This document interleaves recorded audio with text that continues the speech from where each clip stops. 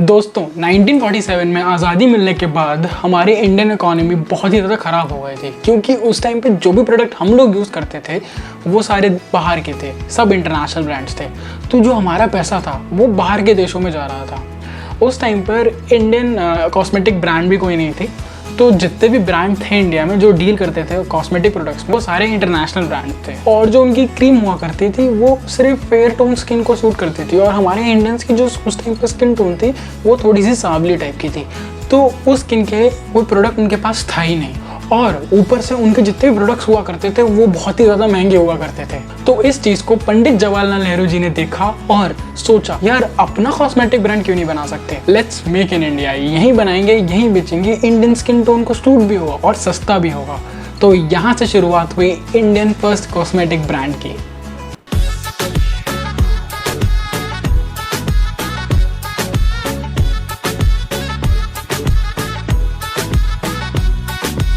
नमस्कार दोस्तों, मेरा नाम है अनमोल शर्मा और आज मैं बात करने वाला हूँ लैक्मे की। तो नेहरू जी के पास आइडिया तो आ गया था, पर अब बात थी एग्जीक्यूशन की। तो नेहरू जी ने जे.आर.डी. टाटा को जाके पिच किया, क्योंकि उनसे बड़ा कोई इंडस्ट्रियलिस्ट नहीं था इंडिया में और उनके पास बहुत बड़े बड़े मैन्युफैक्चरिंग प्लांट्स थे। इसलिए उसके बाद 1952 में टाटा ने लैक्मे की नींव रखी।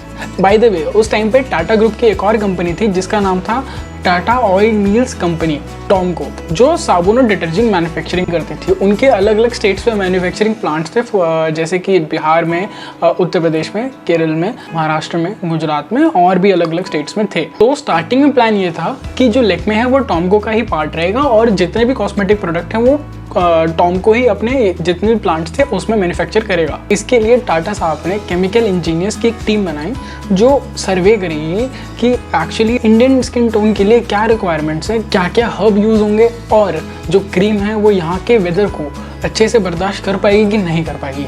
अब दो सबसे खास बातें बताता हूँ। पहली, उस टाइम पे कॉस्मेटिक प्रोडक्ट्स की इतनी ज़्यादा डिमांड नहीं थी, कोई भी मार्केट नहीं थी, बट तब भी इस प्लान को एग्जीक्यूट किया गया क्योंकि इंडियन इकोनॉमी को बढ़ाना था। और दूसरी बात, जो लैक्मे का नाम है वो लक्ष्मी जी से आया है। हिंदू धर्म में लक्ष्मी जी को सुंदरता का प्रतीक माना जाता है, तो सोचा कि कंपनी का जो नाम है वो लक्ष्मी ही रखा जाएगा।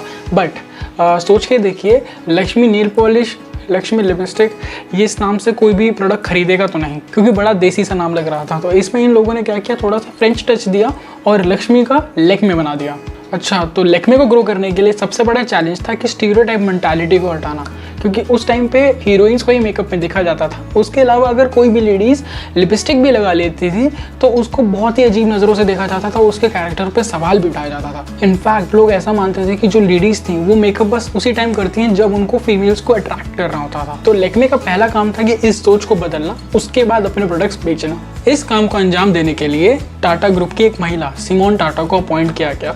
इन्होंने पेरिस जाकर के प्रोफेशनल मेकअप के बारे में सीखा और वो अलग अलग स्किन टोन पे क्या क्या चीज़ सूट करती है और उनकी मार्केटिंग कैसे होती है और सब कुछ। इनफैक्ट 1960s के टाइम पे जब पाउडर लगाना एक मेकअप हुआ करता था, उस टाइम पे इन्होंने mascara, foundation, cream, toner, eyeliner, ये सब चीज़ इंट्रोड्यूस की। इनको बहुत लोगों ने कहा कि आप लोग ये लैक्मे वाला आइडिया ड्रॉप कर दो, ये मस्कारा आईलाइनर कोई नहीं खरीदेगा। इनफैक्ट 1980s के टाइम पे इंडियन गवर्नमेंट ने कॉस्मेटिक प्रोडक्ट को अनडिज़ायरेबल कमोडिटी में डिक्लेयर कर दिया था और उस पर 100% टैक्स लगा दिया था। इस चक्कर में लैक्मे को बहुत ज़्यादा लॉस हुआ और सिमोन टाटा का दिमाग ख़राब हो गया और वो सीधा finance minister doctor Manmohan Singh के पास पहुंच गए और उनको कहा कि आप ये टैक्स हटाओ। फिर मनमोहन सिंह जी ने सीधे जवाब दिया, जिन महिलाओं को ये डिसीजन एकदम गलत लगा है आप उन सबका सिग्नेचर ले आइए, then I will think about it. Simone ji अपने सारे सपोर्टर्स को लेकर के वहाँ पर गई और नेक्स्ट बजट में ये टैक्स हटा दिया गया। दोस्तों, इन 20 से 25 सालों में लैक्मे की ग्रोथ थोड़ी स्लो थी, तो टाटा साहब ने लैक्मे को हिंदुस्तान यूनिलीवर को 200 करोड़ में बेच दिया। बट इस जर्नी में लैक्मे ने 3 ऐसी मार्केटिंग स्ट्रैटेजी अपनाई थी जिससे लैक्मे ने 30 सालों तक इंडियन कॉस्मेटिक मार्केट पर राज किया था। पहला, लैक्मे ने अपना पहला प्रोफेशनल ब्यूटी सैलून खोला जिसमें सारे के सारे क्वालिफाइड ब्यूटिशियंस को रखा। इनफैक्ट लैक्मे ने अपना ब्यूटी स्कूल भी खोला जिसमें 6 महीने का ब्यूटी कोर्स भी शुरू किया, जिसका मकसद ये था कि लोगों को एजुकेट किया जाए कि एक्चुअली में मेकअप होता क्या है, वो लिपस्टिक फाउंडेशन लगाने से बहुत बढ़कर है। It's about feeling beautiful, more importantly it's about feeling right being beautiful. और इस प्रयास से दो बड़े चेंज आए। पहला, लोग लैक्मे को पहचानने लगे क्योंकि लैक्मे की ऑफलाइन प्रेजेंस बढ़ गई। लोग मेकअप डेमो लेने के लिए जाने लगे और घर की लेडीज भी ब्यूटी कोर्स सीखने के लिए जाने लगे। इससे ब्रांड की क्रेडिबिलिटी बढ़ गई। इनफैक्ट 2014 की ब्रांड ट्रस्ट रिपोर्ट के मुताबिक Lakme was rank 36 most trusted brand of India. 1999 में लैक्मे ने लैक्मे फैशन वीक को लॉन्च किया और इसके बाद से फैशन इंडस्ट्री के अंदर बवाल ही मच गया। ये इवेंट साल में 2 बार होता है मुंबई में, जहाँ पर बड़े बड़े फैशन डिज़ाइनर्स आते हैं और अपने कलेक्शंस दिखाते हैं और जितने भी फैशन से रिलेटेड स्टीरियोटाइप होते हैं उनको ये सब लोग तोड़ देते हैं। इनफैक्ट लैक्मे एकमात्र ऐसी कंपनी है जिसने पहली ट्रांसजेंडर मॉडल को रैंप पे उतारा। इवन कच्छ के जो लोकल आर्टिस्ट हैं उनके डिज़ाइंस को भी इन लोगों ने इस इवेंट में पेश किया और साथ के साथ जो भी नए यंग लड़का लड़की मॉडल्स होते हैं उनको भी ये लोग इनवाइट करते हैं कि आप आइए, ऑडिशन दीजिए, अगर आप अच्छे हैं तो आप हमारे लिए मॉडलिंग कीजिए। तो फैशन वीक के थ्रू लैक्मे ने लोगों को एक प्लेटफॉर्म दिया अपनी खुद की पहचान बनाने की। इससे लैक्मे का भी फायदा हुआ क्योंकि उससे लैक्मे को इंटरनेशनल पॉपुलैरिटी भी मिलना शुरू हो गई। तीसरा, लैक्मे ने बहुत वाइड प्राइसिंग रेंज रखी। उनके पास 99 से लेकर के 10,000 तक के प्रोडक्ट्स थे, लिपस्टिक से लेकर के फाउंडेशन तक सब कुछ था उनके पास। इस प्राइसिंग की वजह से ये लोग हर तरह के लोगों को कवर कर पा रहे थे, लोअर मिडिल क्लास से लेकर के रिच राइट क्लास तक। इनफैक्ट इनके पास जितने भी लैक्मे सैलून है अराउंड 485, उसमें से 25% लैक्मे सैलून जो है वो टियर 2 सिटी में है। तो जो ऑडियंस छोटे शहरों में रहती है वो भी जाकर के लैक्मे सैलून का एक्सपीरियंस ले सकती है, लैक्मे का एक्सपीरियंस ले सकती है। इसीलिए लैक्मे अपने कॉम्पिटिटर लाइक पॉन्ड्स, लॉरियल से काफ़ी आगे है और इसी चक्कर में लैक्मे ईयरली 1000 करोड़ का बिजनेस करता है। ये तो थी लैक्मे की खास बातें।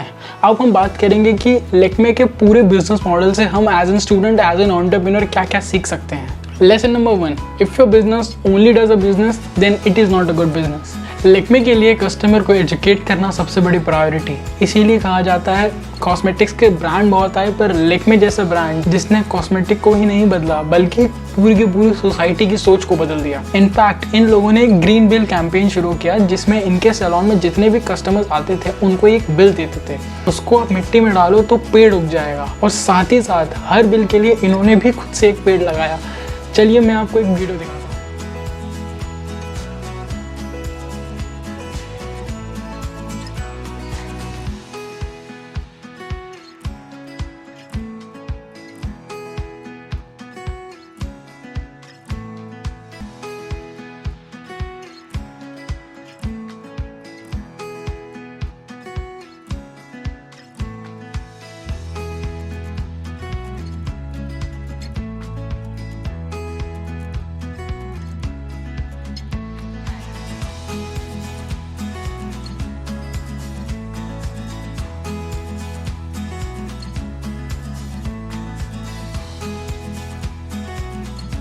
Lesson number 2, always do more than what you have been asked for.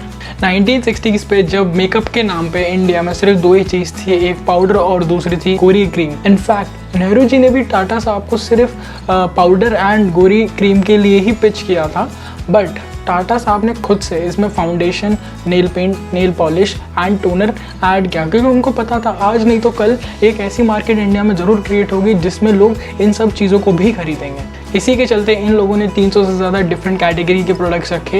In fact 9to5 primer भी एक लॉन्च किया कि इनको पता था आने वाले टाइम पे जो भी इंडियन लेडीज़ हैं वो सब काम पे जाने वाली हैं, बिजी रहेंगी, उन पे ज़्यादा टाइम रहेगा नहीं, तो 9 to 5 क्रीम उनको बहुत हेल्प करेगी और ऐसा ही हुआ। आज उनका सबसे ज़्यादा डिमांड प्रोडक्ट 9 to 5 क्रीम ही है। Lesson number 3, if you don't have the agility to change with market you will not going to survive. Corona के बाद लैक्मे फैशन वीक रखना एकदम इम्पॉसिबल ही था, तो इन लोगों ने उस चीज़ को कैंसिल नहीं किया बल्कि उसकी जगह पर इन लोगों ने लैक्मे वर्चुअल फैशन वीक रखा जो और भी ज़्यादा ही हिट हो गया। 2014-15 में जब मोबाइल पेनिट्रेशन स्काई रॉकेट हो रहा था और पेटीएम, स्विगी जैसे ऐप निकल रहे थे, तब इन्होंने लैक्मे मेकअप प्रो नाम का ऐप लॉन्च किया जहाँ लोग घर बैठे बैठे लैक्मे के सारे प्रोडक्ट्स के लुक ट्राई कर पाए। अब कस्टमर को सैलून जाने से पहले ही पता लग जा रहा था कि उस पर कौन से लुक जचेगा, तो पूरा प्रोसेस एफिशिएंट हो गया और लॉयल्टी भी बढ़ गई। आज के लिए बस इतना ही। अगर आपको ये वीडियो बहुत पसंद आई हो तो प्लीज़ लाइक कीजिएगा, सब्सक्राइब कीजिएगा और कमेंट भी कीजिएगा। और अगर आपके दिमाग में कोई एक ऐसी कंपनी हो जिसकी केस स्टडी हमें करनी चाहिए तो प्लीज़ उस चीज़ को भी कमेंट में लिखिएगा। धन्यवाद।